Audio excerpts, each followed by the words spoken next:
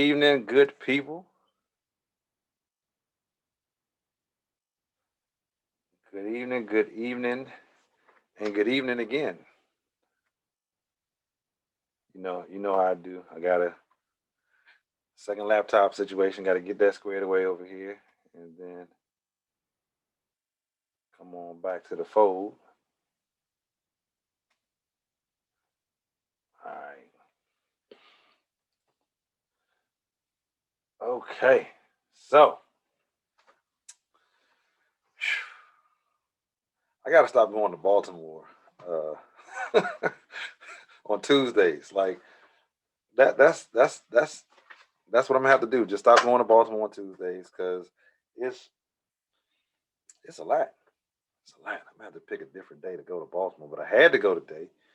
Um, had a client, or have a client rather, and we were taking a look at the house that they just got under contract, which is a HUD home. Yes, there are a few of those still in existence somewhere in the country.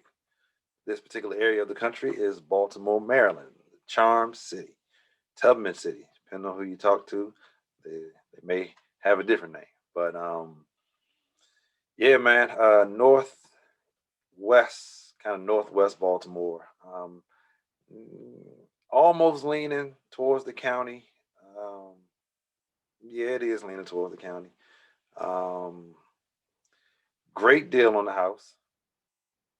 Phenomenal deal on the house. And let me before I finish that story, let me back up. So my guest today, Miss Nina Gonzalez with Guaranteed Rate, VP with Guaranteed Rate out of Chicago, Illinois. She will be here shortly. We aren't in the same time zone, so that's my fault. I didn't clarify 7 p.m. Eastern. She got it on her calendar at 7 p.m., but Central. So she's on the way. We split the difference. She should be coming in a couple of minutes, but yeah. So that was that situation, man. The time zone situation. You got to get that squared away. So charge it to my head and not my heart. But I digress. So what's going on, Kim? Glad you can make it. So that's why I got that other laptop over there so I can see the remarks because it's all Zoom right here. I can't. Yeah. But clients just got a house on the contract, HUD owned home. I got I think it's like 3,000 square feet in that joint. It's a nice size house. Currently has one, two, three, one half, 3 bedrooms, 1.5 baths, but they have an upper level one, and then they have an upper level two, which has, 4 bedrooms, 1.5 bath. There is a bedroom up there. It doesn't have a door, so it needs a door to be a bedroom, right? Little privacy, but okay, it's not a bedroom. Doesn't have a closet either. It's plenty of space in this house. There's a whole lot of space. So what we're going to do, I actually shot a video earlier on my IG, 203K Done Your Way IG page. We're going to end up doing because mother's going to come and live with them. So as you walk in, it's a pretty wide open foyer with a lot of dead space. So we're going to kind of reconfigure that, thinking about moving the stairs to accommodate for today's size furniture. The stairs is like 4 stairs, then you turn and go up like another 8 or so, but it's pretty narrow. And the house is built in 35, so of course in 35 they move in twin beds. You push them suckers together, and if you want to get a queen or king, but it won't work for today's furniture at all whatsoever. So you walk in, got the funky foyer. To the right is the living room. Keep going through the living room. You have the dining room, but the dining room is actually going to be converted to the ensuite for mom, right? So she don't have to deal with those stairs. Once you come in the house, good to go. And I'm excited about that. And so you have the living room.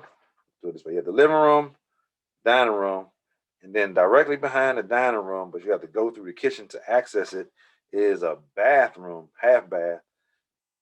So you walk in the bathroom, it's a sink, a toilet, and then they have like a cabinet and a lot of extra dead space and a window. So what we're going to do is close that off to the kitchen, and where it's closed off, that's where the shower is going to be. So put the shower back there. Um, yeah, shower back there. Then the toilet can stay where it is. Move the sink, and you still will have extra space. Then we're going to come around to the far side by the window, and that's going to be the entrance from mom's new room. So if you're walking straight from the foyer, you got the living room entrance, dining room entrance, you're in the kitchen, and then there's the bathroom entrance. So close off the bathroom, close off. Well, no, we're gonna leave the living room. Well, excuse me, dining room. That's gonna be mom's room. We're gonna leave that door there. Close off the door in the living room, the opening there. So she'll have an actual room. That's gonna be nice.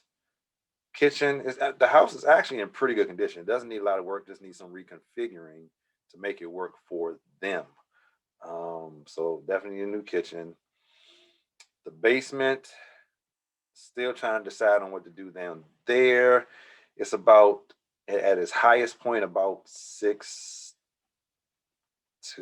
maybe 6'2.5". And then there's an area where you have to duck down, or you're gonna smack your forehead into the ducts that they ran, which of course there were no ducts in 1935. We may look at moving those, but it depends on how cost effective it is. A little mold in the basement, but not really that big of a deal. We know the source of it, which is 2 sump pumps that didn't have power, and they both have water in them now. So do that up. There's one in each corner of the house. If you're looking at the house, the southeast corner and then the northwest corner of the house, both of those have sump pumps. So had to change those out, make that look good, nice and clean. Got HVAC, like I said, got the ductwork in there, so it has central air and heat, which is a good thing. The system is no good because it's about this far in the ground, and the reason that is, back in those days they had the old boiler system, and they had them kind of sitting low in order for them to work properly with gravity and all this other stuff that I can't explain because I'm not an engineer.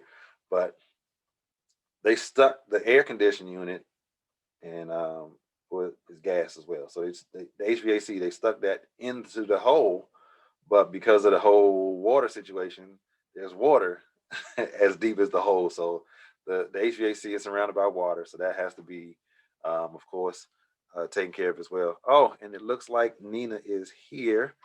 So I'll finish telling y'all that story. But anyway, wrapping it up, clients got the house for $100 down. Again, HUD on home. We're gonna do the K on there. One Ben Franklin. Not 10%, not 5%, not 3.5%, $100. But I digress. I'm gonna bring Nina in now and get on with the show.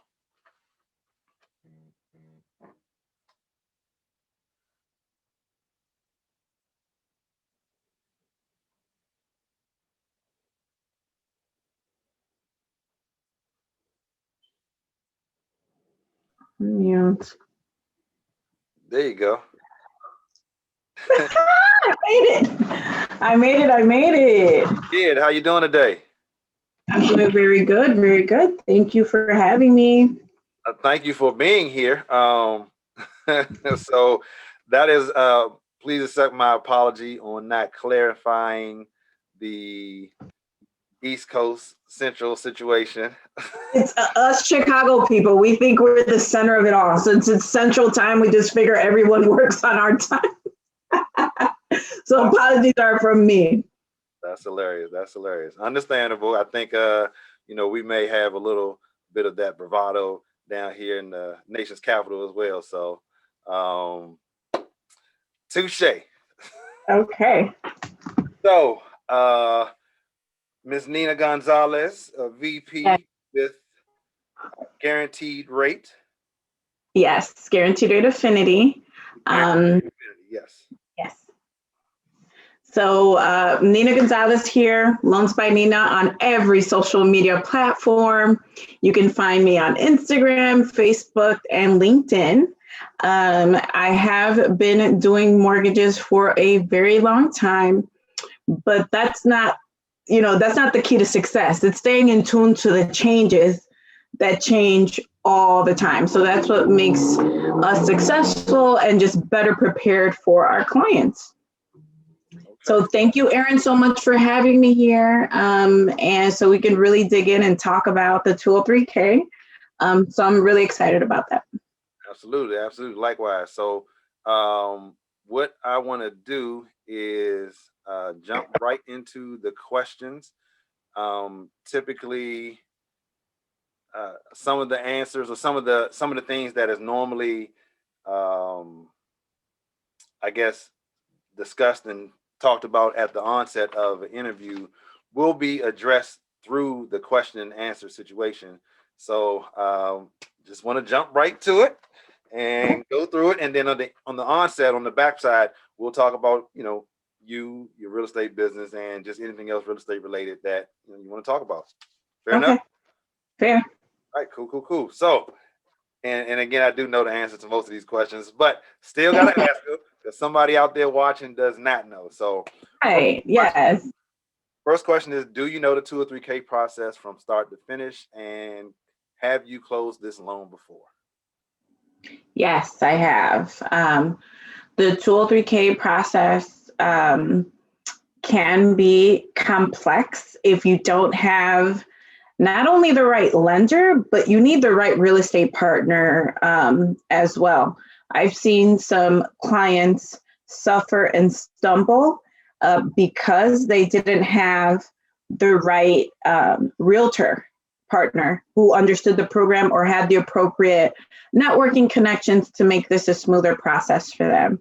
And yes, I've closed many 203K loans. Okay.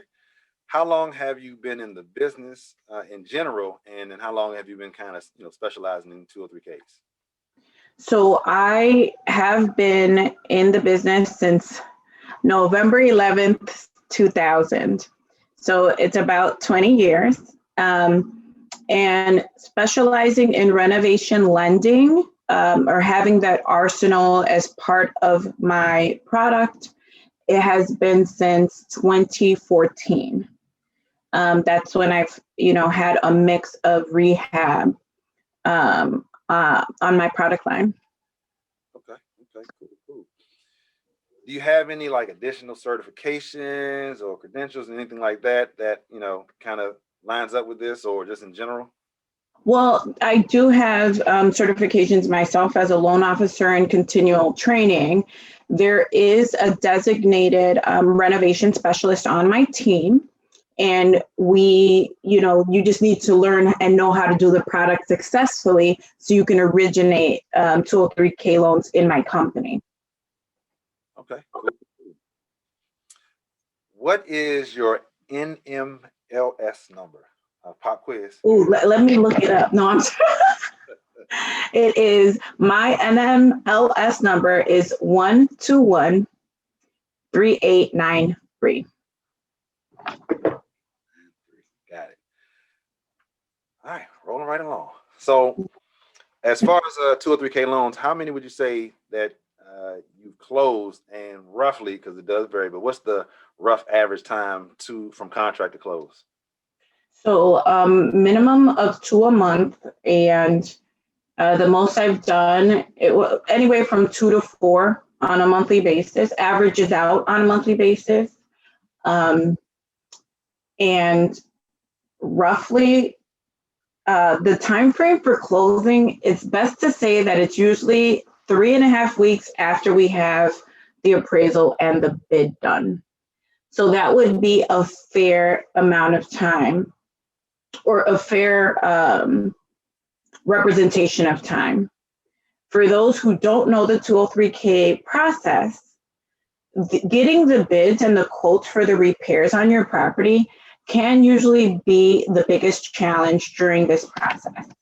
scheduling your contractors, finding reliable contractors, making sure that they go in on time and write up bids for you that you're in agreement with, or that you don't want to make any further changes to. That is the biggest chunk of time during the 203K process. So if it takes 3 weeks for you to get a contractor to go in, that's eating into our process time. So even though we can move effectively and efficiently as a lender who has all the tools to, do a quick close on a 203K, there's a lot of parts that we don't manage. But once we have an appraisal with the bid that's going to be used, we can do it in about 3.5 weeks.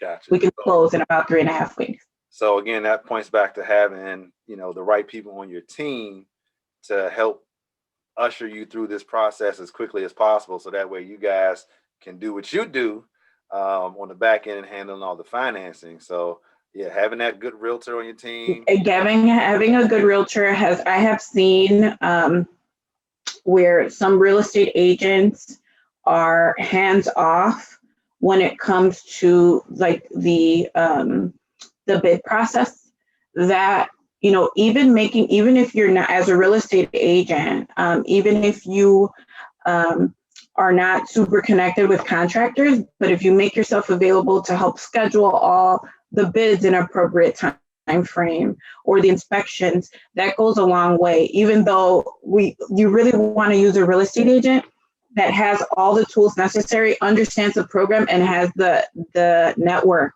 to really help you and leverage their knowledge on your transaction. I couldn't have said it better myself. Like you said, like the saying goes, your network is your net worth. Net worth, yes. Folks going through this process, the team that you assemble, their network is going to help you, like you said, just move right along or kind of go at a snail's pace. So yeah, definitely want to be able to move swiftly so things can get and done efficiently. So it's moving efficiently, holding people accountable. And Erin can help do that with, the contractors, HUD consultants, and everyone involved with, the process. Okay. So does your company have a dedicated 203K department or, processors? Yes, so I'm part of the renovation team. There are designated renovation specialists on my team, and we utilize a separate group of processors and underwriters to handle and manage the renovation process. Okay, so the team of assistants and processors will vary with a renovation loan versus a regular purchase. So these individual purchases and refinance. We can do refinance 203Ks, but for 203K and renovation transactions, they're managed efficiently by the renovation specialists and processors, assistants, and closers and underwriters who only deal with renovation loans. Why is this so important? Because when something is thrown out of whack, we can manage it like this, like an extra escrow account, a change made at the last minute while at closing. Our closer and underwriter make themselves available to make those changes because something like that might come up, especially during final walkthroughs. There might be some emergency changes, earnest money that wasn't transacted, especially if you do bank-owned foreclosures or any kind of HUD or short sales. There might be an additional, and it happened to us. It happened to me about 2 weeks ago. There was a short sale purchase, and on the contract, they had two earnest money deposits. Well, the only one earnest money was transacted. So when the final settlement statement documents are coming through, that second earnest money didn't appear. It did not blow us off track. We immediately, while they were balancing the settlement statement, the closer took the lead, contacted the underwriter, had the closing commitment and clear to close amended to not have to show that second earnest money. And the borrower, we were a little delayed, about 20 minutes, but it did not drag on. If it would have been a closer or underwriter that wasn't familiar on how to maneuver and navigate the changing of funds, it could have taken a lot longer. Yeah, I'm going to say it would have taken a lot longer than 20 minutes. So yeah. So we were really excited about making that happen. It was one of the, it was really exciting for this borrower who was getting a short sale, and we met the short sale date, and there was a lot of stuff going on the back end with the seller and the seller's bank. So it was important that we fund that day. So it was really, really cool to see that it came through and it didn't cause any additional delay to the processing staff or me as a loan officer. So there wasn't a processor pulled to make it happen. The support staff or the assistants on the renovation team didn't have to stop what they were doing to put out this fire, but it was managed by the underwriter and the closer.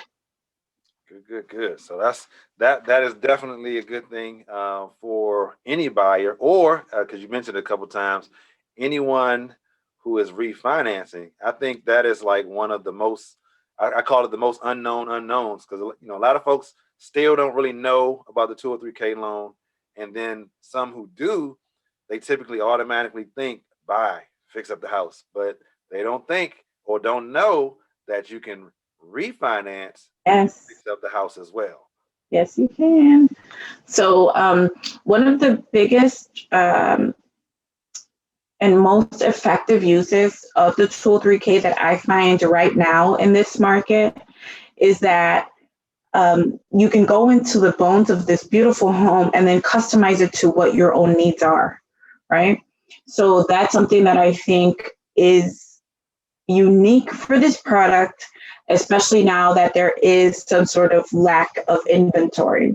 So if there was somebody who needed a man cave or absolutely demanded that you have a newer garage or needed that second bathroom, but other than that, the house was perfect, well, this is the kind of loan that Erin can, we can attest to making this happen or making this accessible for our clients so they can get that dream home with the customization that they needed.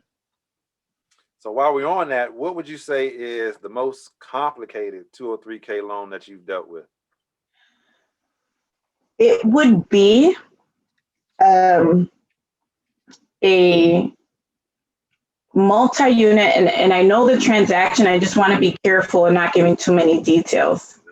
Because I might slip some names and stuff, but it would it would have been a multi-unit renovation where there was going to be a change in zoning, and all of the assets were a gift. Okay. So that's where, just in the asset documentation and the amount of work and rewrites that were being done on the multi-unit, because the municipality where you're doing the rehab, they're the one who designates zoning, right? So it's not the realtor, it's not the loan officer, it's whatever city or municipality that you're in. And during the process, the applicant was finding new information that they needed to do on one of the lower unit in order to make it legal. And they kept discovering other stuff that needed to happen. So that would result in rework of the scope, which also resulted in updates on the appraisal, which ultimately also required additional money and reserves because of the unit count. So we were doing it was a 3 unit that was being converted to a 4. Okay. So all of this was happening during the purchase, and that was very complex. Not because of the rezoning, we didn't have a lot to do with it, but the attorney, title company, and the applicant had a lot of work that it was a hard stop for us at some times because of the work and the rewrite that needed to be done. Like we were good in regards to financing. Okay, so income and credit is okay, but now the money keeps changing and the collateral kept changing. So that was very challenging. That was challenging. But finally got it done. Everybody's happy. Yeah, we got it done. They are super excited. They've been like recording their progress on social media. So it's been really cool to watch that happen. And they're a group of young people, but you can do this in your 70s. Like there's no age limit on getting this type of financing done. There's no restrictions on that. So if this is something that you're looking to do or a dream you're looking to achieve, now's the time to do it. Like now's the time to do it. So these particular folks, upon completion, so you're taking a 3 to a 4, they're going to live in one and have 3 units paying their mortgage. Yeah, their cash flow is insane. And having insane cash flow. Okay. Their cash flow is insane. So one of the 1.5 of the rental is going to take care of their mortgage. Plus, they're eliminating the rent that they had on their own. Mm-hmm. So they're eliminating a cost and overhead that they had, and the tenants are helping pay, for the mortgage. Wow. So but not everybody wants to be landlords now. Not everybody wants to be landlords. So we want to highly encourage those who have the goal to be a landlord. Yes, this is an excellent product for you because you can actually bring your units up to par to be able to charge top of market rent, have a beautiful unit completely brand new for your tenants. And the better you treat your tenants, the better they treat you and pay your rent on time. And I would also add, since you said 1.5 units is completely paying the mortgage, which means the other 1.5 out of the 3 is cash flow. If they chose to, they could actually hire a property manager and just let's maybe say 2 of the units take care of the mortgage and the property manager. They still have the cash flow from 1 unit and the cash that stays in their pocket from whatever they were paying before. So that's an excellent point. Absolutely. That's an excellent point. I love it. I love it. That's an excellent point. A lot of people are scared about being landlords because they don't have, that they never think about bringing a property manager on board. But that's excellent.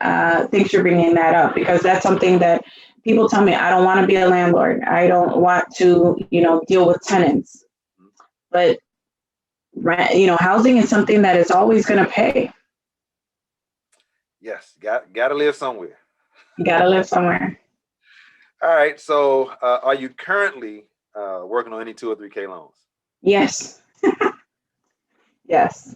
I have 1 closing on Friday, and I have 3 others in process, 4 others in process. 2 of those we're waiting for their appraisal to come back, and they're already, in processing and in underwriting. A lot of people that work with me, or it's not the customer themselves, it's educated real estate agents who think outside of the box, just as yourself, who visualize what the client needs and wants are and compare that to the inventory that's available. And they're the ones who say, hey, Nina, can we talk to this client about renovation? Can we talk to this client about renovation? My renovation support team is excellent. We have somebody on the team who can stay on the phone all day walking you through beginning and what the renovation process looks like at a consumer level. So the language and how we teach them to talk to the consumers, you'll never hear them talk about PITI or too many acronyms. Everything is broken down to speak and to be translated to the consumer in a way that they will understand it. We'll get into the nuts and bolts and all the terminology later on, but we're not going to force you in there because there can be a lot of stuff involved. During the 203K process, you're involving an additional person, right? The HUD consultant. So there's one more piece of the puzzle on top of realtors, attorneys, lenders, appraisers, etc. So we make sure to give not only a PowerPoint, but also have an intro to renovation even before you're pre-approved for a renovation loan. Okay, I like it. Yeah. So as far as your area, who are, if you can name names, but who are like some of your favorite consultants to work with up that way? So we have 3 that we keep on staff. On staff, okay. Well, not on staff. Hold on. That we keep on rotation. Gotcha. Okay. That we keep on rotation. That's going to be David Walls, Gerald Stewart, and Vaughn Jackson. They do have company names, but we just know them by the HUD consultants, but those are the ones that are available locally in my area. But we do offer 203K. There's the renovation specialist on my team can offer 203K throughout the United States, including now New York.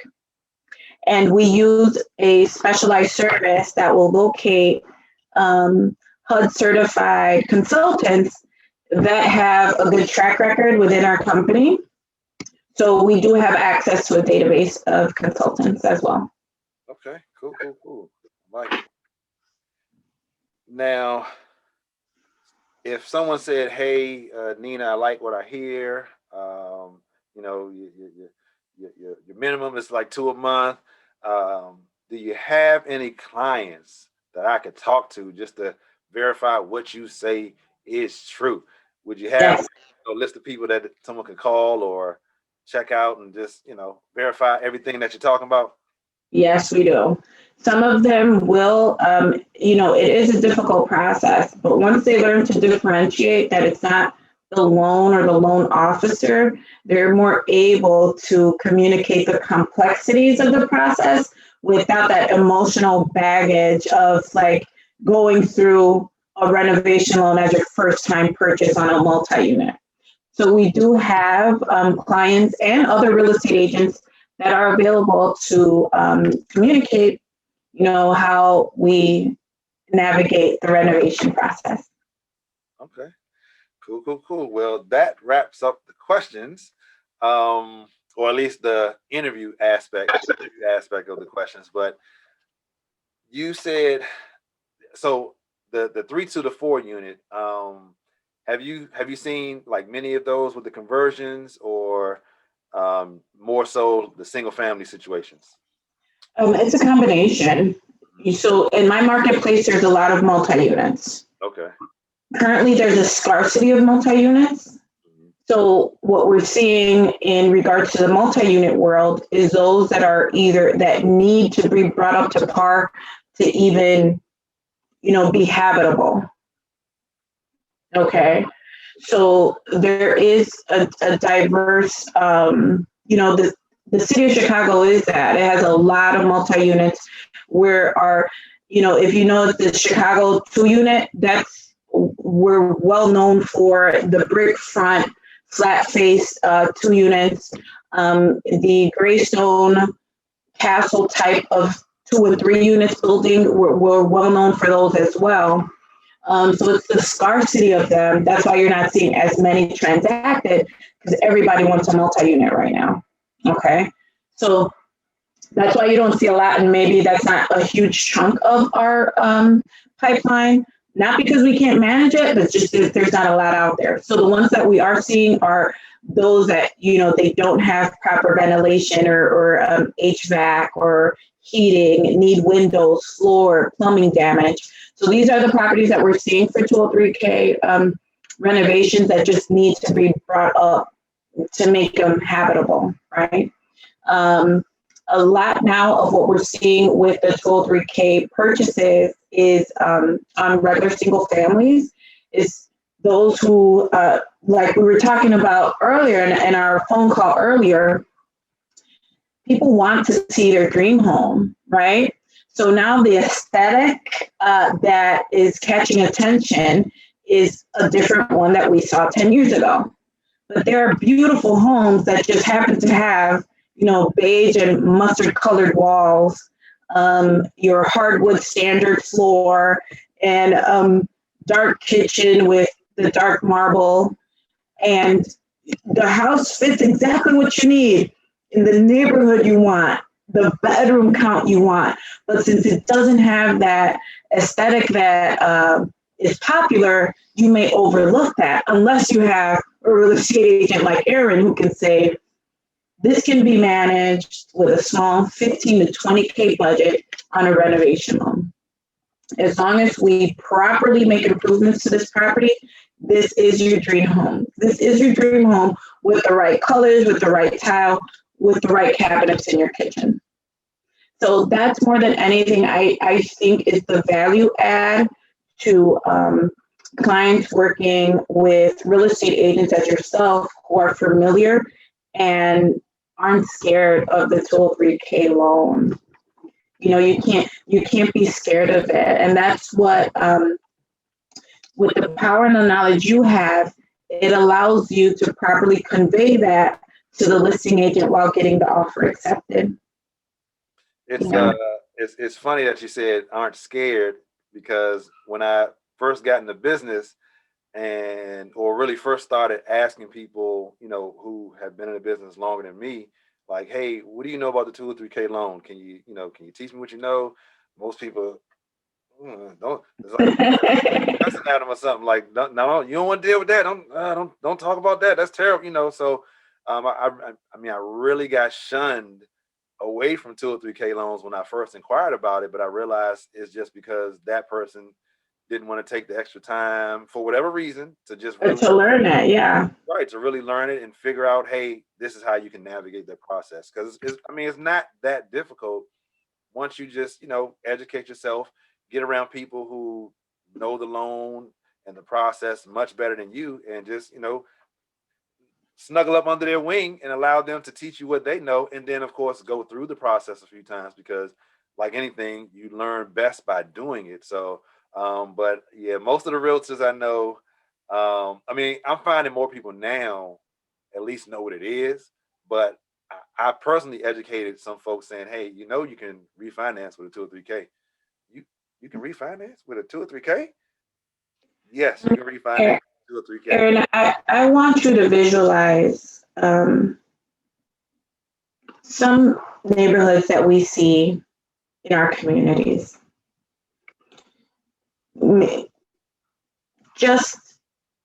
It needs some revitalization, right? There's some areas that if we are the pioneers of properly educating the people who live in these neighborhoods on beautifying, creating generational wealth and equity, that's what it's going to take. We need to leverage this tool to rebuild our beautiful communities and buy back our Blacks. Absolutely. Okay? Because if we're not renovating, or the community, people who can be invested into these communities, if those individuals aren't renovating, an investor is going to do it and just sell you the house with a markup. Okay? An investor is going to buy that building and rent it to you with a markup. So it's ensuring that you have agents on both sides, right? Both sides. Not only the buyer's agent, but also the seller's agent who can really take that view and understand and start accepting some contracts for people who are going to have long-term stability in these neighborhoods and not just investors. Okay. Agreed. What's happening now though, that the price points are so high in some areas, because if I've owned the property for 20 years and my neighbor's selling for $350, I'm going to mark up the highest price, even if my house is not worth $350, right? So that margin of profit is not there for the investor, but it's there for the person who's going to occupy the property. There's enough there for them to bring it up to par, that the owner maybe never updated the 1970s kitchen, but it's still functional, right? So they might not sell at the $350 price point. They might come in at $275, but that's not enough for an investor to go in and tear down the kitchen and make a profit. So that property is made for somebody who's going to go in and customize it themselves. So I see that that's happening a lot, because there's really not a lot of margin, except for destitute properties, right? But we can do renovations for those as well. Okay, so I think like you said, the education piece and telling folks, hey, this is what I say: don't sell grandma's house. Find out what your options are, and this is a viable option to keep grandma's house in the family.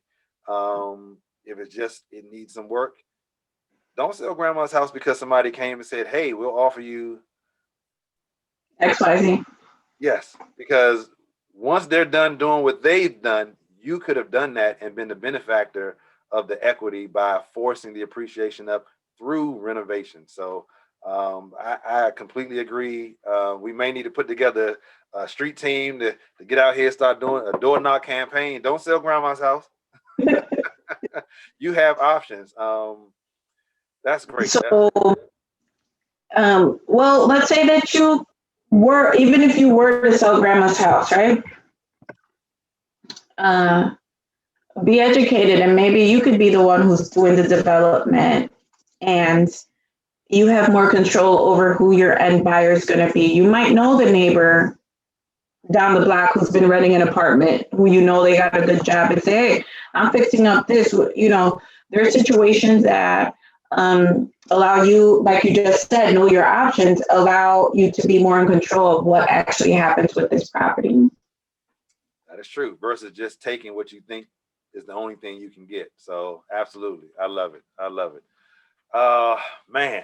So Chicago, what does the inventory look like up there? Because down here, it's horrible. It is. Our team is extremely blessed to be receiving accepted contracts. Mm-hmm. But there's a lot of work, and I feel very compassionate with my real estate agents. We have to continuously revise pre-approvals, offers. They need updates and changes continuously. And I see all the work you guys are doing, and I stand right behind you. I'm here to try to make it easier for you guys, not harder. One of my agents called last night. She's like, man, you're going to kill me, Nina. And I'm like, why? She goes, we need this pre-approval changed again. They want this on there, or they want that on there, or they didn't accept the other offer, so we're going in on this one. And I'm like, I'm not going to, I'm here to support you, right? But if they're asking me for a revised pre-approval, how many houses have you taken this person to, right? How many properties have you seen, or how many offers have been rejected? So I feel very compassionate with the realtors and the buyers who are out there in this market. So it is a seller's market. There is some inventory, concerns, and listing agents are just being a lot more selective with the offers that they're accepting. And also the sellers are hearing that it's a seller's market. So they're demanding more from their listing agents. So the power that agents used to have in saying, okay, we're going to take this offer, that might not be the case because we have information overload in all aspects of the transaction. So a seller that used to only go by what their listing agent said, well, now they've looked up in Google, they've done the Zillow search, they've spoken, watched on Facebook, saw all the ads and figured out that their house can sell for this much more. They're a lot more demanding from their listing agents as well. So there is that. I speak to listing agents all the time. It's important for you to pick up the phone. Like randomly last night, somebody was calling me at 8:30. I just happened to have my office line still open, and I picked up, and they were calling. And so grateful that I picked up because they were checking one of my buyers' pre-approvals and financing. And it's like, I hate to call you this late, but my seller had this question and I was able to answer it. But that's kind of demand some of the sellers have on listing agents right now. Yes, they hold the power at this moment. And it doesn't really look like in the near future that it's going to be that big of a shift. The reality is, if it is, it's going to be due to some negative things such as foreclosures and short sales. But it's really tough. It is really tough. Yeah, there are like I heard somebody say they own some property and they're like, I want to feel what all that money is in my account. I just don't want to know that I have this equity in my, I want to feel my money. I want to touch my money. So if there are some sellers out there, if there are some people out there who are holding on to property, or maybe now is the time to get rid of some rentals, it's a great time, right, to sell. So we don't want to take away from that there are some people who probably own more houses that they really want to see that. This is an opportunity to see all that cash before the values or that demand starts twiddling out. So there is now a need for some inventory. Very true. Very true. Because if you wait until things kind of even out, then all the equity that you thought you had is going to kind of level out, and then right. Going to wish, hey, I should have. I could have. Mm-hmm. Absolutely. Man, so Nina, we are that time really like flew by. It did. It did. Share some great information. I think that anyone in Chicago, that close enough area who is looking to do a renovation, they would do themselves a favor by giving you a call. And for folks who are looking for you, how can they find you again? Loans by Nina on every social media platform. My phone number is 312-532-8009. And that's the way to contact me. All right. So if I can make my way up the shut, well, you said there's no inventory up there, so I don't know if I'm be. Oh, I need to go your way. Well, so right outside, I'm in Prince George's County, which is right outside of DC, and it's pretty rough here as well. So I've been traveling 35 minutes north to Baltimore to kind of find something that actually was in Baltimore right before this, showing the house. My client, they just got a HUD home. And so wow. We do the 100 Down program. Can we talk about that? Yes. Tell the people about that, Aaron. Go ahead. So, I did talk about it a little bit. So I was trying to, fill a little space. But yes, $100 down on a HUD on home, which is not a lot of those. But if you go to HUDhomestore.com, you can see the inventory wherever you are in the country, the territories as well. Because I actually was looking the other day. It's like, I think like 11 in Puerto Rico. I'm just kind of infatuated with Puerto Rico right now, but because I need to check that out. I need to check that out. Absolutely, absolutely. So, but yeah, they just picked up one. It's going to be $100 down. Good situation where we got it for 100. The comps are around 250, I think 255. But there's one that's about to hit the market. I think later this week, and the list price is 319.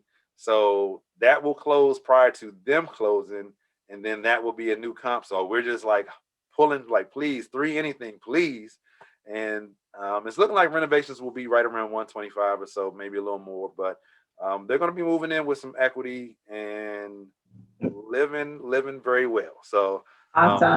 I'm excited for them, and I'm excited for anybody who decides to give Nina a call, because it sounds like she is very experienced. Sounds like she has a good team around her in the office that can help facilitate and move the process along, so you guys can create the dream home that you've been looking for, that you've been putting in offers and losing out on, and now you can, like I said, just like create the one that you've been seeing on HGTV. Yes. Go pick your finishes, and not just settle. Customize your home. Yes. Exactly.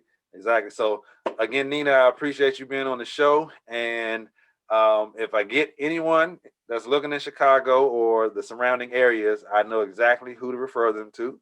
So Well, Aaron, thank you so much. Thank you so much for having me. For those out there in the market, stay encouraged, right? Stay encouraged, stay diligent, and just expand your search. Just expand, stay positive. Listen to your agent, listen to your agent when they're trying to guide you in the way the market is right now. That's what you need to do. Just listen, and keep searching. Keep searching. all right, there you have it. There it is. This is 203K Tuesday. Again, thank you, Nina, and thank you all for watching. I will see you next 203K Tuesday. Signing out. Bye-bye. See you later.